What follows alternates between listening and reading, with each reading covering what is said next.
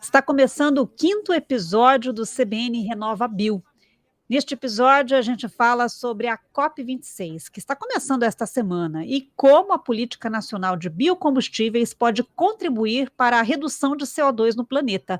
Nosso entrevistado é o professor titular da Unicamp e coordenador do Laboratório de Genômica e Bioenergia, Gonçalo Pereira. Olá, professor, muito obrigada por participar com a gente do CBN Renova Bio. Muito obrigada, olá.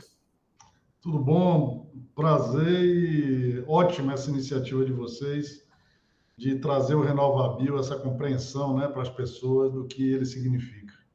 Professor, a Política Nacional de Biocombustíveis tem potencial para reduzir de forma significativa a produção de CO2? Olha, essa resposta tem duas partes, tá bom? Primeiro, a parte efetiva. O RenovaBio, o problema das emissões brasileiras, ela não está tanto no transporte. O Brasil já fez o seu dever de casa quando ela colocou o etanol, né, e o biodiesel na sua matriz de transportes, né? O Brasil hoje, mais ou menos metade do combustível de veículos leves ali é etanol, que é uma coisa extraordinária, e nós brasileiros não damos o valor que merece, né? Quer dizer, parece a coisa mais simples do mundo você chegar num posto de combustível e dizer, olha, isso aí com etanol. Só existe isso no Brasil, não existe em lugar nenhum do mundo. Isso não é óbvio, isso não é simples, isso é maravilhoso. Bom, então o Brasil já deu essa contribuição incrível à demonstração de que o etanol é um combustível que tem uma capacidade de mitigar o problema ambiental de forma extraordinária. E isso foi acompanhado, por exemplo, pelos Estados Unidos, que hoje, inclusive, é o maior produtor de etanol do mundo. Agora a Índia está entrando. Vários países já determinaram que vão colocar etanol, né, no seu blend de produção. Então, o Brasil deu essa contribuição fantástica, mostrando o papel dos biocombustíveis na prática. Bom, entretanto, o Brasil não tem feito o seu dever de casa no que diz respeito às emissões por causa, quase que exclusivamente, do desmatamento. Nós temos uma matriz muito limpa, nós temos combustível muito limpo. Entretanto, o Brasil ele foi além e criou o RenovaBio, né? Um programa incrível que, eu diria assim, começa com os biocombustíveis, mas, em princípio, ele pode ser aplicado a tudo. Eu posso rapidamente explicar a lógica do funcionamento, que aí eu acho que fica mais fácil, né? Bom, vamos lá. Vamos supor que você tem o seu carro, né, que você bota gasolina nele. Quando você faz isso, você emite mais ou menos 80 gramas de CO2 fóssil, né, 80 gramas de CO2 fóssil, por uma determinada quantidade de energia, por uma determinada, digamos assim, por uma determinada movimentação do veículo. Se você faz isso com etanol, ao invés de 80, é apenas 20. Nossa, que diferença. Pois é. Aí, ó, quando você considera, por exemplo, que o sujeito usou 600 litros de etanol, né, ao invés de gasolina, isso significa que esse carro deixou de emitir 1 tonelada de CO2 na atmosfera. E aí é que vem a beleza do RenovaBio, que ele pega essa conta e diz o seguinte, ó, você, produtor de biocombustível, que produziu 600 litros de etanol. Como o pessoal usou esse seu etanol e deixou de emitir CO2 fóssil, você vai ter direito a um título. E esse título é o CBio, né? É só isso o RenovaBio. Se a gente, bem simplificado, é só isso. Então, o sujeito que produziu, digamos assim, o combustível do bem, ele fez com que o cara que andou de automóvel deixasse de emitir CO2 fóssil para a atmosfera. E ele ganhou uma moeda. Aí o que o cara faz com esse CBio? Né? A gente pode entender esse CBio como se fosse uma moeda. Tá legal? Ó, ganhei um CBio. Eu sou produtor de etanol, ganhei um CBio, porque produzi 600 litros. Aí eu vou com essa moeda na bolsa, né? Na B3. E essa moeda, em princípio, ela pode ser comprada por qualquer um. Então, vamos supor que você não entende nada, não quer nem saber, você é simplesmente um especulador. Aí você chega lá e diz, opa, isso aqui é um título verde, um CBIO produzido, né, de uma forma que mitiga a emissão de CO2. Eu vou comprar. Se esse CBIO valoriza, sabe, o sujeito que produz etanol, ele tem um incentivo a produzir mais etanol. Quando ele produz mais etanol, você evita a emissão de CO2 na atmosfera. E por aí vai. Se a gente acompanhar, se a gente olhar com calma, a gente vai ver hoje em dia a história das moedas virtuais, né? Uhum. Quando a gente olha a moeda virtual com calma, e a gente que estava acostumado, que antigamente a moeda tinha lastro de ouro, tinha lastro, né? A moeda virtual não tem lastro de nada. Tem simplesmente o desejo do sujeito de comprar e o outro de vender. E ela vale uma fortuna.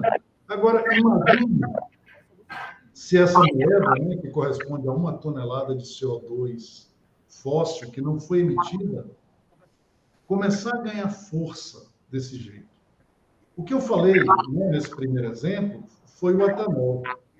Mas, em princípio, qualquer processo que leve a evitar a emissão de CO2 fóssil, na hora que ele fizer 1 tonelada de CO2 evitada, ele poderia ganhar, né, essa moeda. Dando um exemplo, claro, o aço. O aço é produzido no mundo utilizando gás natural ou carvão. O gás é um emissor tremendo de gás do efeito estufa, produção de aço. Entretanto, no Brasil, por exemplo, que tem muita biomassa, é possível produzir energia para a produção de aço usando, por exemplo, eucalipto. Então, o produtor de aço no futuro, quando fizer isso, provavelmente vai ter direito também a ganhar CBIOS. E aí, ó, por exemplo, eu não sei se você é casado, se você tem filho, mas digamos que você tem filho. Ele não entende nada disso, mas ele gosta de jogar. Então, ele vai na Bolsa de Valores e compra um CBIO. Então, o CBIO começa a valorizar. O produtor de aço vai começar a querer utilizar mais eucalipto para produzir o aço dele. Você entende? Então, o Brasil, com o RenovaBio, está trazendo uma contribuição gigantesca ao criar um procedimento, um protocolo que gera uma moeda virtual, né?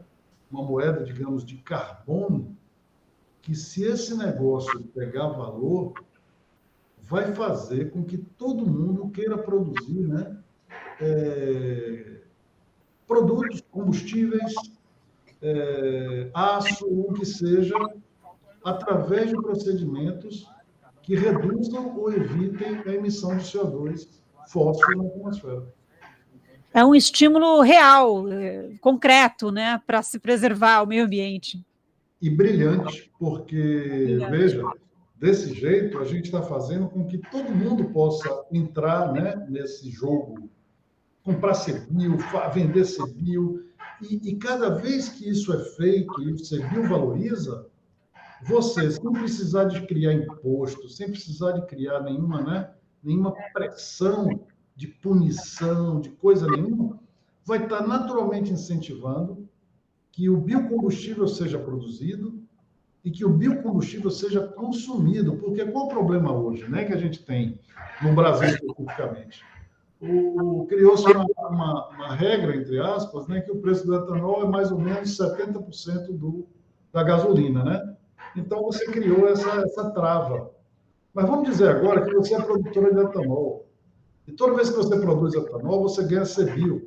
E que o CBIO esteja muito valorizado. Só para te dar uma noção, o CBIO, que equivale a essa tonelada de CO2 mitigada, nos Estados Unidos, na Califórnia, na Europa, ela vale acima de $200, né? O equivalente ao CBIO. Se o CBIO no Brasil valesse $200, ou seja, mais ou menos 1.000 e poucos reais, isso significaria que o produtor de etanol, no seu litro de etanol, lembra que eu falei que mais ou menos 600 litros ele ganha um CBIO? Quer dizer, a cada 600 litros ele ganha R$ 1.200, digamos, de título financeiro. Quer dizer, o etanol dele, a cada 600 litros, é como se ele ganhasse 1,20, 1,50 por cada litro de etanol só com esse produto financeiro. Aí o que ele vai fazer? Ele vai baixar o preço do etanol dele na bomba.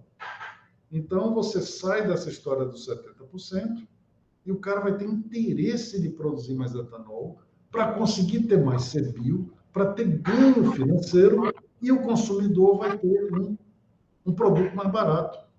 E o planeta vai ter menor emissão de CO2 fóssil. Nossa, brilhante mesmo a ideia, esse projeto. Professor, muito obrigada pela participação aqui no CBN Renova Bio. Até uma próxima oportunidade. Muito obrigado, um abraço. Nesse episódio do CBN Renova Bio, nós conversamos com o professor Gonçalo Pereira, que é professor titular da Unicamp e coordenador do Laboratório de Genômica e Bioenergia.